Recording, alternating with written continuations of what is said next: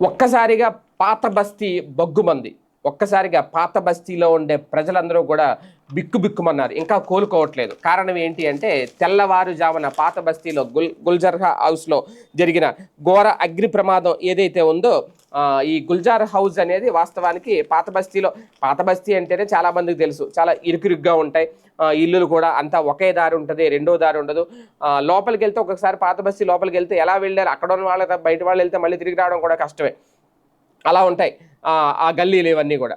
So అలాంటి చోట అగ్ని ప్రమాదం జరగడం అంటే మామూలు విషయం కాదు. అది కూడా ఒక 3 అంతస్తుల బిల్డింగ్ అంట. ఆయన ఒక బంగారు నగల వ్యాపారి, కింద బంగారం షాపు, పైన ఇల్లు ఉంటది. మొత్తం 3 అంతస్తుల ఇల్లు.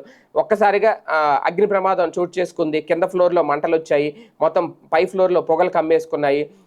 ఆ పొగల వల్ల ఊపిరితిత్తుల్లోకి చేరిపోయి ఊపిరాడక 17 మంది మృతి చెందారు. అందులో చిన్నారులు ఉన్నారు. అందులోకి సెలవులకు వచ్చి ఉన్నారట ఎక్కడెక్కడి నుంచో.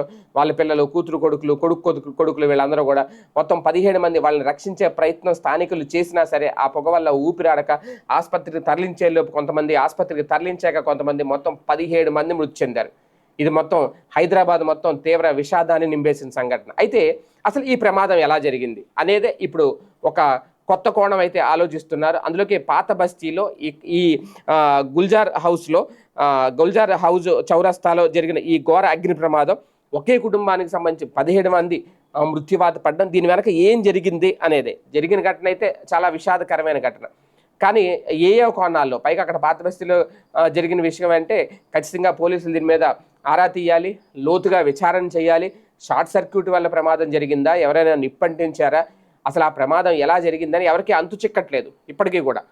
దానికి సంబంధించి పోలీసులు కూడా తీవ్రంగానే ప్రయత్నాలు అయితే చేస్తున్నారు. అసలు ఏం జరిగిందని. ఒక పక్క ఇటీవల కాలంలో భారత్కి మధ్య యుద్ధం జరుగుతున్న నేపథ్యంలో ఆపరేషన్ సింధూర్ తర్వాత ఇప్పుడు ఒకేసారి హైదరాబాద్ పాత బస్తీలో ఈ ప్రమాదం చోటు చేసుకోవడం, దీని వెనక ఏదైనా కుట్రకోణం ఉందా, లేదు ఏ షార్ట్ సర్క్యూట్ వల్ల అగ్ని ప్రమాదం జరిగిందా, ఈ కుటుంబాన్ని ఎవరైనా టార్గెట్ చేశారా, రకరకాల కోణాల్లో అయితే పోలీసులు ఇప్పుడు ఎంక్వైరీ చేస్తున్నారు. మరి ఫైనల్గా ఏం తెలుస్తారో చూద్దాం.